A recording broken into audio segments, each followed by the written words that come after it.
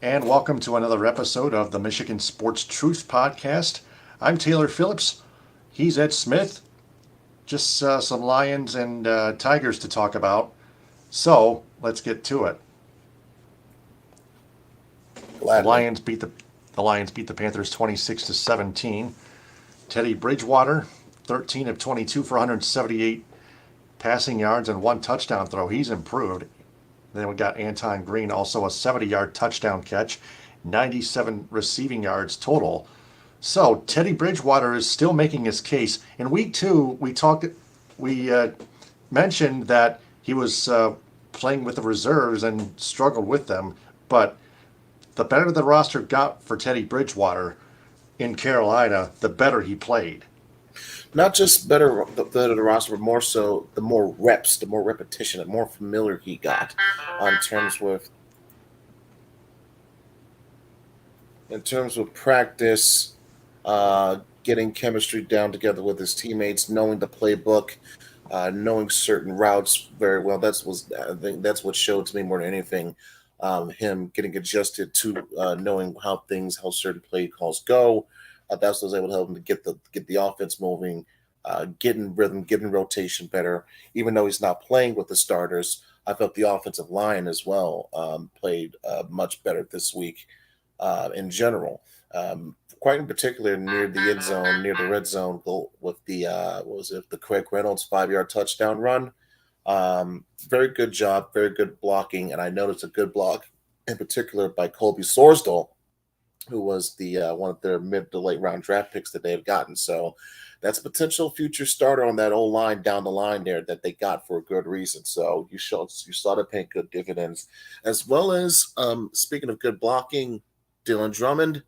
And I'll be mentioning him in a little bit as well. But it was nice seeing him deliver that good block. Yeah, exactly. So good block on that. Antoine Green, 70-yard touchdown catch. Yeah, Antoine Green, the former Tar Heel, showing Yes. why the Lions picked him up late in the draft. Good route recognition and very nice breakaway speed and acceleration as well from him. Showing that even though the wide receiver room is not as crowded as it may potentially be, he's showing that he's not just a late round draft pick. He wants to earn himself a spot on this roster, as well as a couple other guys too, namely Chase Cota and Dylan Drummond that come to mind in terms of the wide receivers that are trying to make their case in terms of surviving the final round, these rounds of cuts. Yeah. So at least I'm pulling for Antoine Green. So Yeah, for sure. And, there's a couple other players I would say that I'm pulling for personally in regards to who's going to make it through this round or that round. A couple players in particular, I did notice in terms of the cornerbacks or the secondary, guys like Khalil Dorsey, Chase Lucas, Stephen Gilmore. Not Stefan, but this is Stephen. This is Stefan's little brother. I already mentioned him last week. He had made a couple of plays. This week he stepped up even bigger. He had himself a pass breakup. He had himself a big hit stick moment that went viral a little bit, and he had himself a capper by having a pick six. Now you can argue it might have been aided by some potential uh, pass interference that went uncalled. Regardless if they didn't throw the flag, that's on them, not us. We just took advantage of that, and Gilmore got himself a pick six. So don't think that people or higher ups weren't paying attention. Even if you're not getting on the board, if you're doing something or doing enough of something to show effort, they'll pay attention. That's why, for example, a guy like Corey Durden, who stood out to me on that defensive line, he survived the round of cuts, and a guy like Christian Covington didn't, even though he got a sack. But there's other guys, Khalil Dorsey, who had the forced fumble as well as the impressive kick return while he absorbed contact and kept on running. There's Chase Lucas, who took away a touchdown with a phenomenal grab in the end zone for a touchback interception. Granted, he did take advantage of a bad throw, but hey, good on him. And I already mentioned Stephen Gilmore. So between back and forth, guys on offense, guys on defense. Um, good number of guys trying to make their case to at least, at the very least, if not make the 53-man roster, then be considered for the practice squad. Yeah. And hey, and So if they don't make it here, if they got enough tape out there, another team will surely pick them up. So you can always be yep, hopeful about that.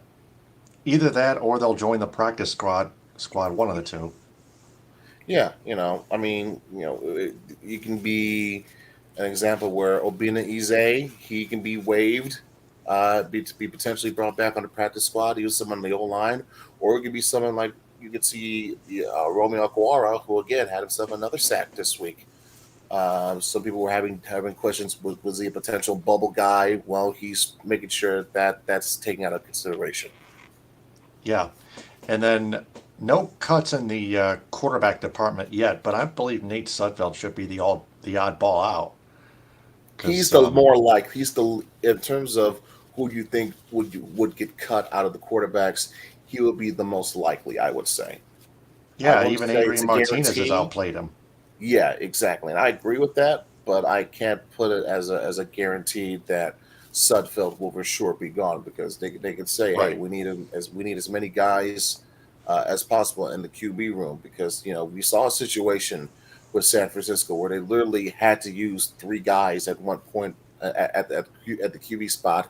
Even then, they still needed help. Like remember against Philly, what all their quarterbacks kept getting hurt. So you need a break glass in case of emergency, plan C type of situation. So the more QBs you have on your roster to help prepare you for that type of moment, the better. Granted, your mileage may vary on who you think is better than the other or who you think deserves a spot over the other, but there's a method to that madness. Yeah. Walter Strong of NBA Sports Talk commented a question. I like Bridgewater at quarterback with the Lions. Do you think he will be able to be the starter at some point during the season? Well, good question, Walter. I would say the only possible way that would be, uh, I could see that potentially happening for Bridgewater is if Goff mightily struggles or he suffers a long term injury. And in that case, I could see a situation where Bridgewater, being the most experienced, being the guy that's had starter experience before, and knowing that you don't trust Nate Sudfeld, um, Adrian Martinez is an undrafted rookie, and oh by the way, Hendon Hooker is still recovering from ACL surgery. More than likely, yeah, this is why you bring in Teddy for situations like this.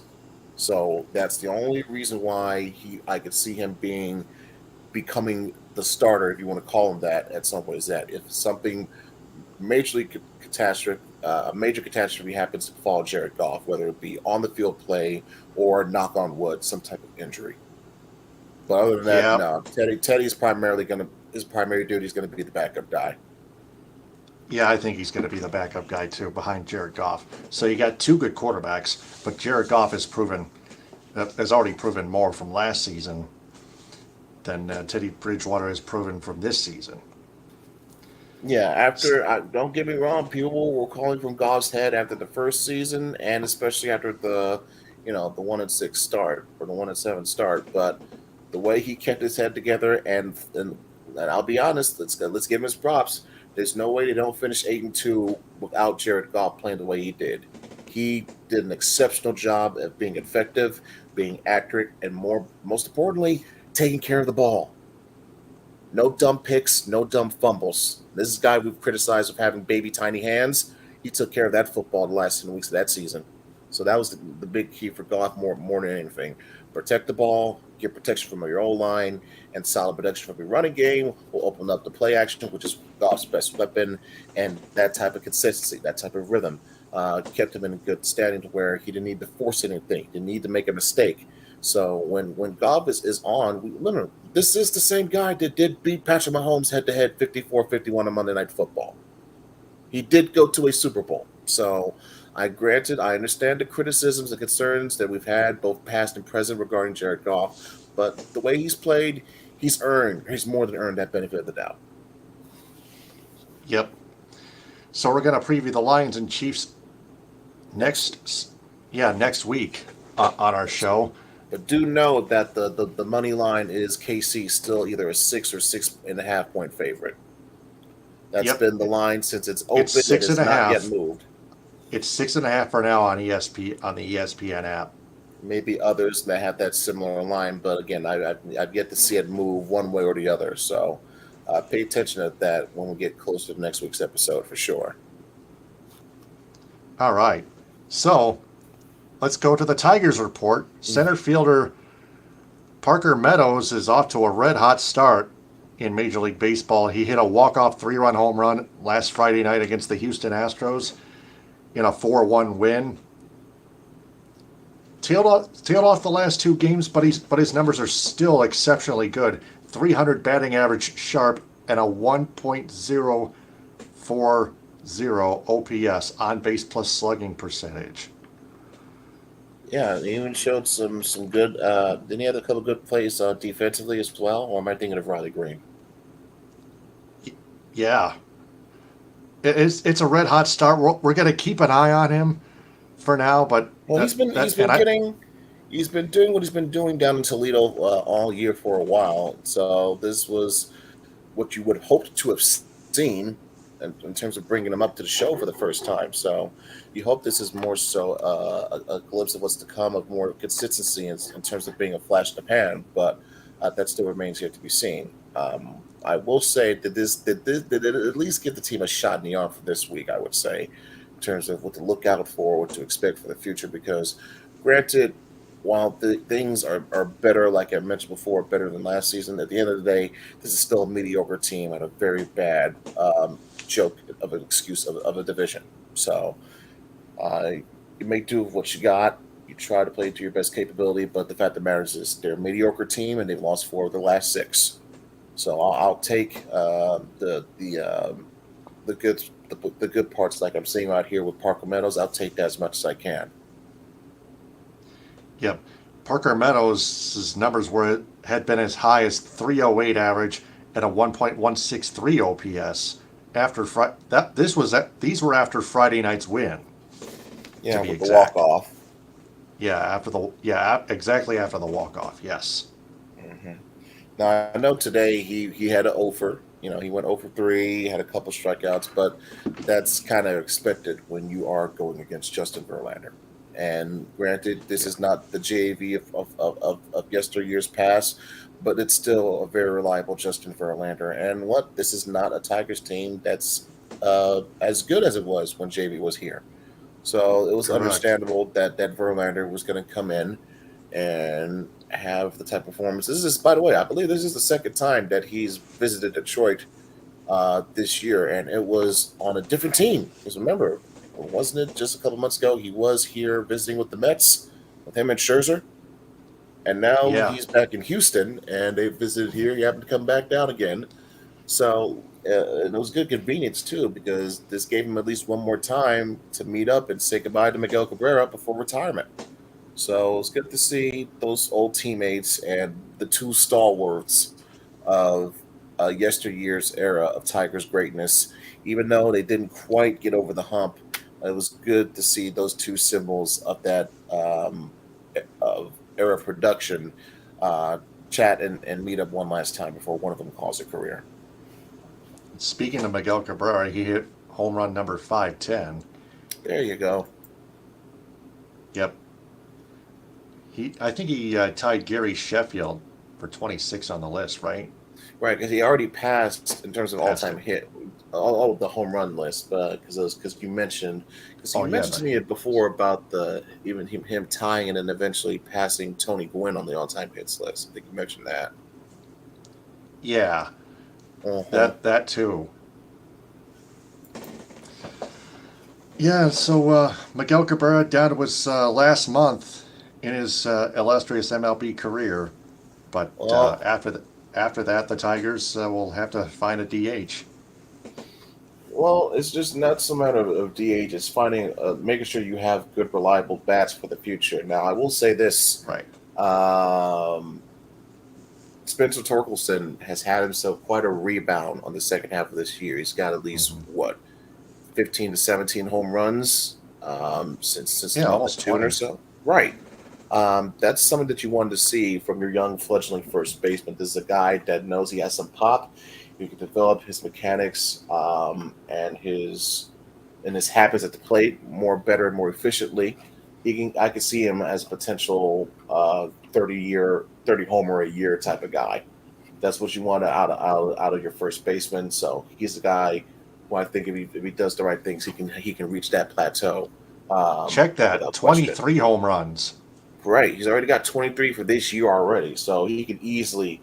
I could see him becoming a guy that can get you. You can pencil to get 30 homers a year without question. Yet 10 errors. He'll get better at that. Yeah, He he will.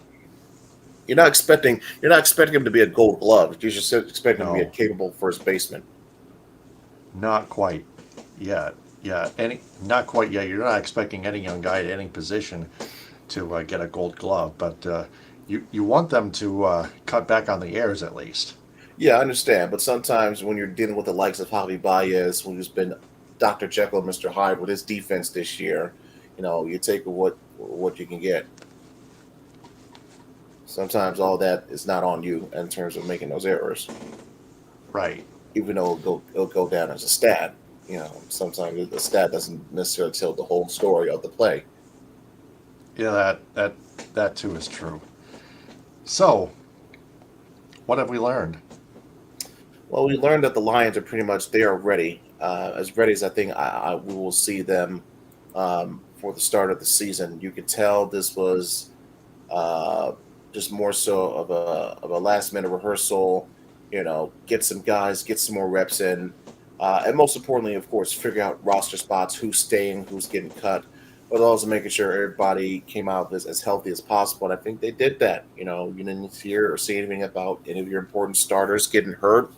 They didn't take that risk, so they didn't win. They didn't play stupid games, so they didn't win the stupid price. Good on them. So they still got to make some more cuts. We'll see who else they can cut between now and Tuesday's deadline. But I believe that they're now with the mindset of, yeah, we're ready to go into Kansas City and we're ready to wreck some shit. So let's go ahead and get this done. And for the Tigers, it's just figuring out what players that you have that are going to help you stand out going forward with next year and forward.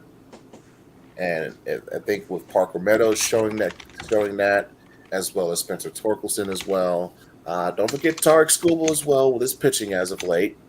Those are at least three potential pieces that I would see as cornerstone pieces to want to build something around this team. All right, so that's what we've learned for this episode of the Michigan Sports Truth Podcast. Follow it on Twitter and Instagram at Michigan_Truth and like its Facebook page. Subscribe to its YouTube channel at the Michigan Sports Truth Podcast. Like our videos and turn on all notifications on the bell icon. Follow it and listen to it in audio form on Spreaker. Follow me on Twitter, TikTok, Instagram at DT2Phillips and subscribe on YouTube at DT2Phillips. Also on Twitch, DT2Phillips1984. Follow Ed Smith on Twitter, Instagram, and Twitch at EdSmith313 and subscribe on YouTube at EdSmith313. Business shoutouts go to Athletico Physical Therapy on Woodward and Ferndale. Cali Tickets, 877-225-8425. Get a hold of Mark Goldman, also CaliTickets.com. Creative Embroidery of Cadillac, designing the Michigan Sports Truth Podcast logo on my long sleeve shirt and t-shirt.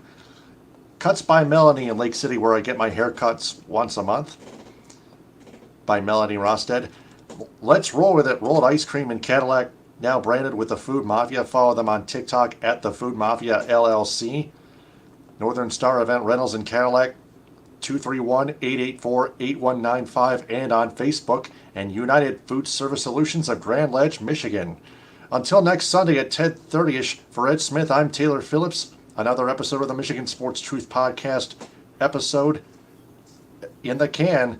And remember, we observe Michigan sports and we detect the truth. Stay aware, everyone. Take care and be safe, everybody.